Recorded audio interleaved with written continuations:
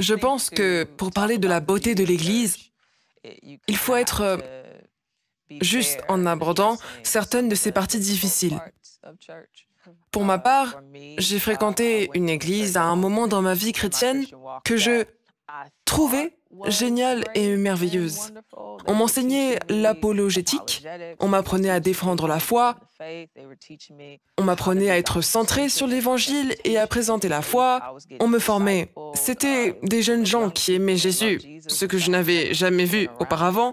J'avais l'impression que c'était l'endroit où il fallait être jusqu'à ce que je réalise, ou plutôt que nous réalisons, que nos pasteurs n'aimaient pas le Jésus qu'ils nous enseignaient, qu'ils nous volaient, qu'ils utilisaient les Écritures pour manipuler les femmes et les pratiques sexuelles. L'environnement de l'Église, ce que je croyais être un plaidoyer pour la piété, était en fait du légalisme, au point que, vous savez, si nous nous entraînions, c'était inapproprié. Si on parlait au téléphone pendant plus de 10 minutes sans évoquer Jésus, c'était une conversation oiseuse et idolâtre. Mais lorsque Wow. vous vous retrouvez dans cet environnement, vous ne réalisez même pas que c'est toxique. Vous pensez que c'est pieux. Tu penses que c'est sain. Je pense qu'après en être sorti, j'étais bon pour ne plus jamais aller à l'église. Je me disais, tu sais quoi, ces gens sont hors de la norme. J'étais incapable de voir que les gens que j'aimais ne m'aimaient pas en retour. Il m'a fallu beaucoup de temps pour réaliser que l'église était en fait quelque chose que Dieu aimait et qu'il avait créé. Même si des personnes ont profité de moi ou des autres, cela reste le but ultime de Dieu. La construction de l'Église.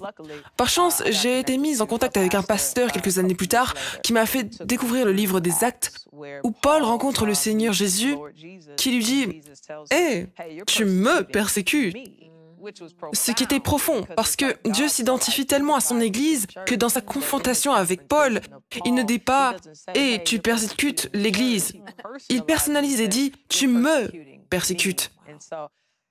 Et je pense que c'est ça, c'est à double face. L'Église est belle, mais l'Église peut aussi blesser.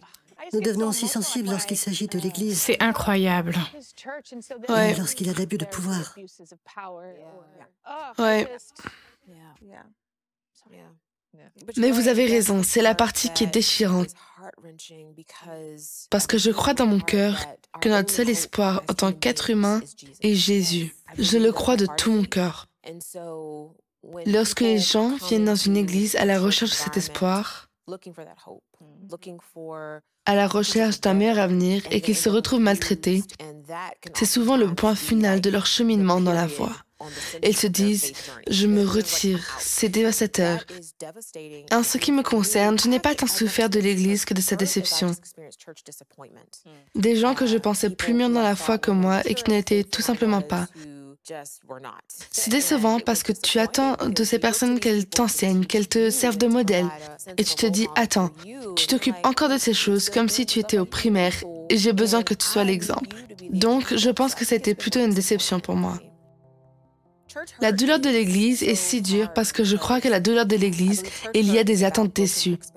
Lorsque nous entrons dans une église, nous supposons que nous allons rencontrer l'amour, la compassion et la grâce. Mais ce que nous rencontrons souvent, ce sont des personnes brisées, des personnes qui elles-mêmes ont été blessées. Et la vérité, c'est que les gens sont blessés. Les gens sont blessés. Je pense que la façon dont nous commençons à réparer les blessures de l'Église est d'abord de reconnaître qu'elles sont réelles et qu'elles se produisent. Mais ensuite, nous devons aider les gens à guérir en leur enseignant comment la parole de Dieu peut transformer leur vie. Je crois que Dieu est venu non seulement pour nous libérer du péché, mais aussi pour nous libérer de la douleur. Beaucoup d'entre nous marchent à cause de la douleur de notre passé et par conséquent, nous évitons notre but. Je pense donc que la douleur de l'Église peut être guérie en aidant les gens à comprendre que la parole de Dieu n'est pas abstraite.